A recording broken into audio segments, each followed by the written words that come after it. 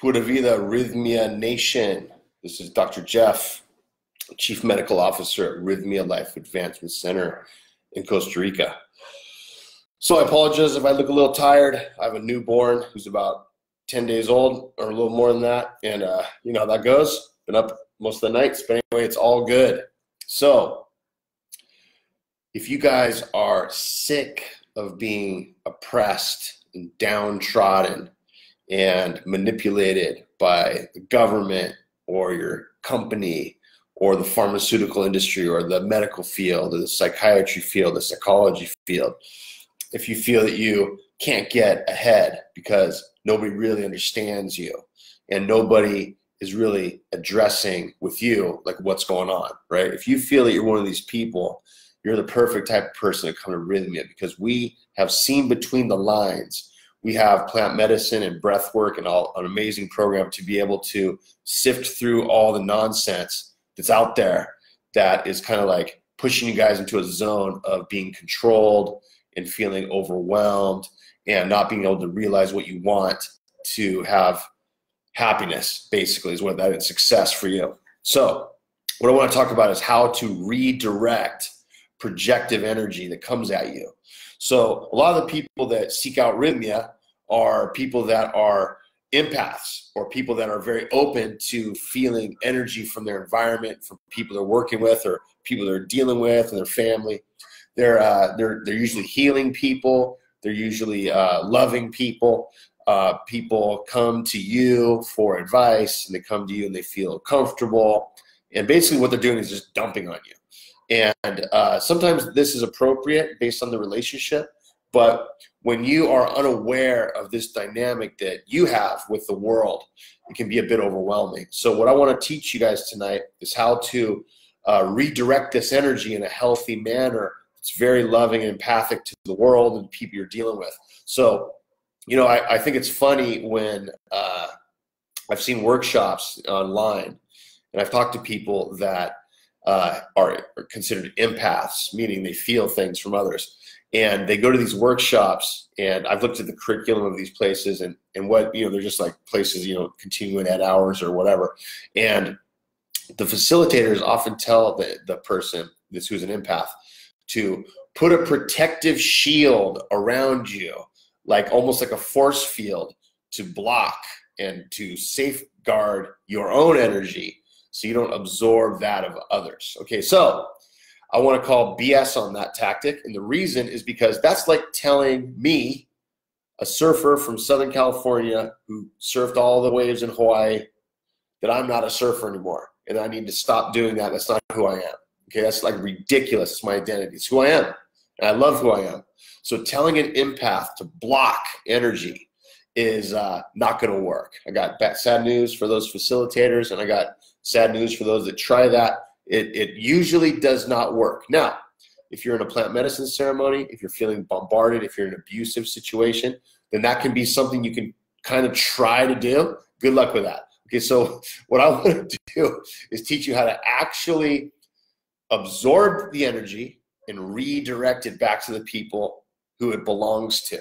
So I often have empaths who, you know, here there's a huge percentage of guests, and I'm sure you guys watching can relate to this because you probably are empaths as well. There's a large percentage of people that come here and they feel confused and overwhelmed, and they've been on meds, and they maybe have suicidal history or inpatient psychiatric or drug and alcohol issues, rehabs, et cetera, years of therapy or whatever, energy work they've done, worked with different people, whatever.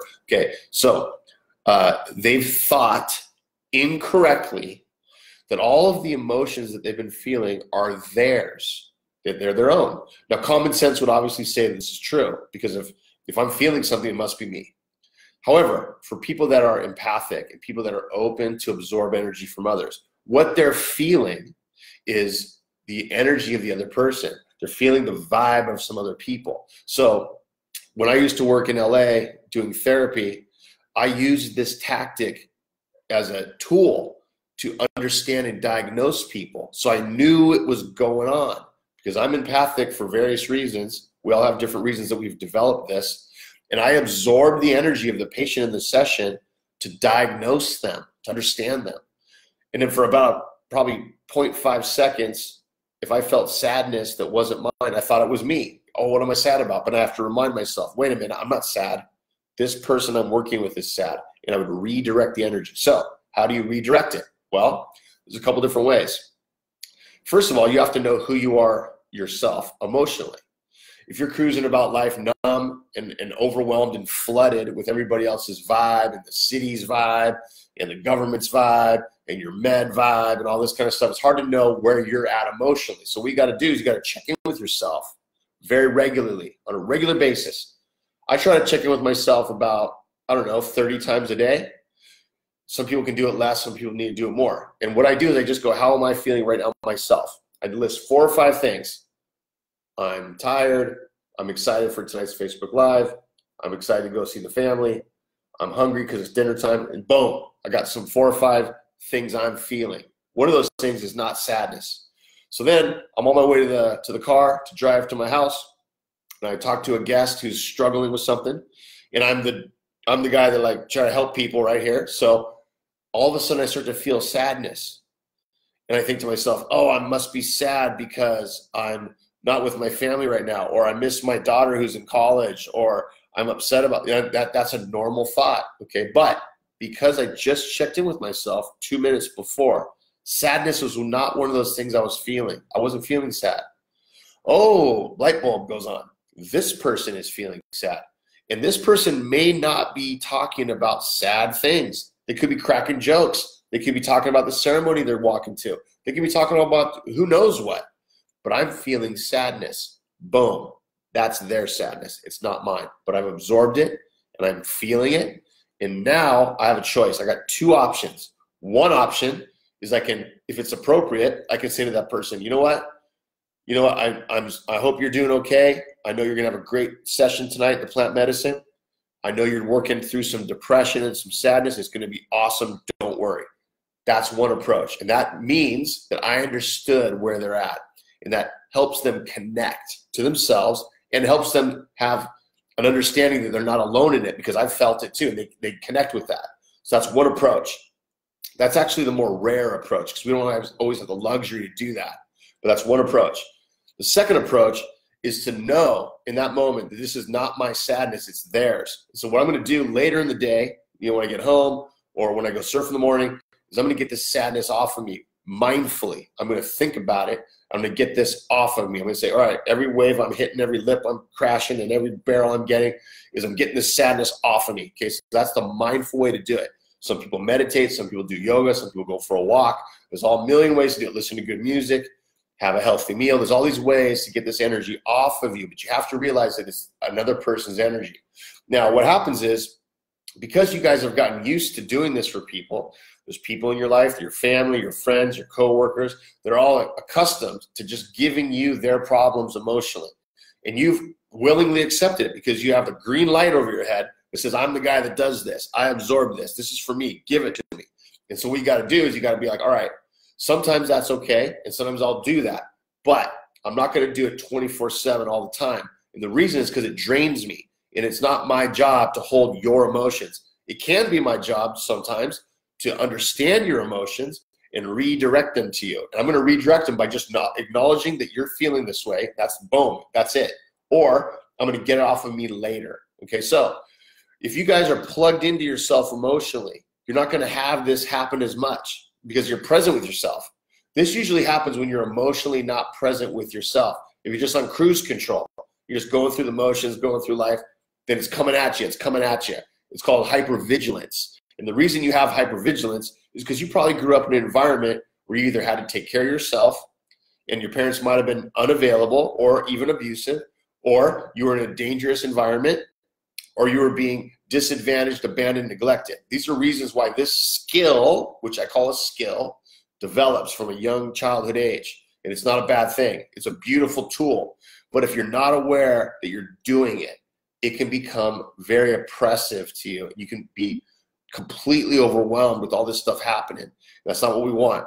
So when people come to me and they tell me, all their history, and they say that they've been on antidepressant meds and Xanax and all these different antipsychotics and sleeping pills for like 30 years, and then I realize that they're empaths, right? And I can sense it, and I'm talking to them about their life, right? And they're like really cool people.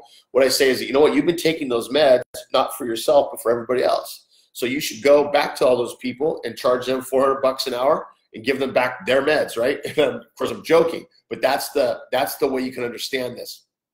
In order to be, to be plugged into yourself, if you're an empath, it can be a little scary because you're not used to being present completely with you. You're used to being unavailable to yourself and absorb everybody else's deal. And that's become your identity and your role. That's what you do. And you're probably a healer. You're probably a therapist. You're probably an energy healer, a Reiki master. You're probably all these different things. Or you're just a counselor, or you're just a person that in the family that takes on this vibe. Okay, so what you got to do is you got to realize, like, when this role shifts, there's going to be a bit of a rebellion against you because everybody's gotten used to dumping on you their emotional baggage. And you can still do this when needed, because there's times when it's needed, like with your kids or your spouse or your best friend. You can still do it, but you got to know that you're doing it willingly. But for the world and for strangers and for people that you're not working with and that aren't part of your immediate circle, this is not something you want to keep doing. It's not appropriate. You can teach a man to fish, or you can fish for that guy all the time. Okay, so what's better, right? Well, I'm not going to just keep catching a fish for some guy. I want to teach that dude how to fish so he can fish for himself. But you guys, as empaths and people absorbing everybody's energy, are just catching fish for people all the time. You're just feeding them one meal. You guys got to let them do it themselves. Now, healthy people who are not trying to project onto you their emotional baggage, right, have often seemed uninterested to you. They've seemed boring. You haven't been able to connect with them. Those are the people that you should start to look at, because they're not trying to give over to you any of their energy. Now, I have people I've worked with that are empaths that have these relationships with spouse or boyfriends or whatever, girlfriends, that are one way. And that person, that partner, is just projecting constantly all their crap. And the patient I'm working with, absorb. They're used to it. That's what they know. They've done it since they were a kid. And then all of a sudden, they realize, like, I don't want to do this anymore. And they shift. And that boyfriend, girlfriend, partner, whatever, they get pissed. Usually they leave, or they have to shift. But usually they leave. They actually leave because you're not a target anymore for them, and they want to bounce. Okay, so it's often there's uncomfortable moments to this thing. Okay, there's uncomfortable times where things are going to shift. But the bottom line is this: do you want to be present for yourself? Do you want to use this tool that you have to absorb energy, to understand your environment and other people in the way that's going to benefit you and benefit these other people? I think you do. So the way to do that is to redirect the energy in a loving, empathic way. I learned this through trial and error. I had to learn this the hard way. I was working at a place when I was a psychology doctoral student. I had to do a year-long internship.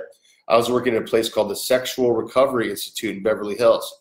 I worked with nonviolent sex offenders. It's a rough crowd. And I had to do therapy with them and do groups with them. I do an intensive outpatient program with them. And the stuff that I was dealing with in that sort of clinical environment was like really hardcore, like sexual deviancy, and there was pornography stuff and all kinds of gnarly stuff. And what was happening to me personally, because I was a young person training in this, right? What I was learning is that I was getting like really upset at the end of the day, and I was burning out, and I was like angry, and I didn't really know why. And I was like short with my family, and I was just like pissed, and I couldn't sleep very well, and it was just like not cool. And I was like, what the heck's going on here, right? So one of my supervisors pulled me aside and said, dude, you're absorbing all these guys' energy. You're absorbing it, and you're holding it, and they feel better in this session because you got their vibe on you, and they feel good. They're like, hey, Jeff's a good therapist. He's talking and listening, and he gets it, and he's connecting with me. But that wasn't helping them. That was not helping them, because they need to deal with their own emotional situation, but they don't need to feel alone in it. So I can understand it with them together as a team, and we can work on it, right? So I learned that if I just redirect this energy back to them in an empathic manner and just give it to who it belongs to, then it's going to work for them and me, because there's no need to hold on to somebody else's depression. Okay, what's that really going to do? Except for in the moment, make that person feel good for 15 minutes. It's not going to benefit me because I'm doing it again and 10 minutes later with the other guy on the subway, right? It's just not cool. It's not how this works. They don't change and you get burned out and bombarded. Okay, so learn how to redirect this energy. Again, I'll summarize it real quick for you. Connect with yourself emotionally. Go into public environments. You feel something that wasn't yours. You try to figure out who it is. You can think about it, just redirect it to them. This isn't mine, it's yours. Or get it off of you later in the day by doing exercise or meditation or yoga or whatever. If you work in the healthcare field, if you work as a therapist or a psychiatrist or somebody that's talking to people, absorbing energy, redirect it, call it out. You can be more bold about it because that's what the therapy is about, right? That's what work is doing, right? You can talk about it. But most of us don't have that luxury to like tell the person, hey, dude, you down the road there, that's 5 seats ahead of me in the movie theater, you're projecting a bunch of stuff onto me. That'd be weird. Okay, so don't do that. But just know it's happening and be able to get it off you later through your own meditation or whatever you do. For me, I exercise, surf. That's what I do. Plug into yourself and get it off. Okay, that's the way to roll. Learn how to redirect energy that's bombarding you. If you learn how to do this, you will be so much happier in your life, so much lighter. And then when you want to turn it on and do it, it'll be a very fine-tuned skill and a tool you can use to help people and understand them, give them good advice and whatever you're going to do. Okay, so it's not that you have to stop. Don't stop. Don't put up this force field of magnetic, crystallized energy around you as a cocoon. That's BS. Okay, it doesn't work. That is not who you are. I would never recommend that to anybody. So anybody who's teaching that to empaths in a class, they're nuts, okay? Just straight up. That does not work. That's absurd. Okay, so that's my 2 cents on this. Thanks for watching, you guys. I'll see you next Monday. Pura vida, Dr. Jeff from Rythmia Life Advancement Center. See you guys soon. Miss you. Talk to you later. Bye-bye.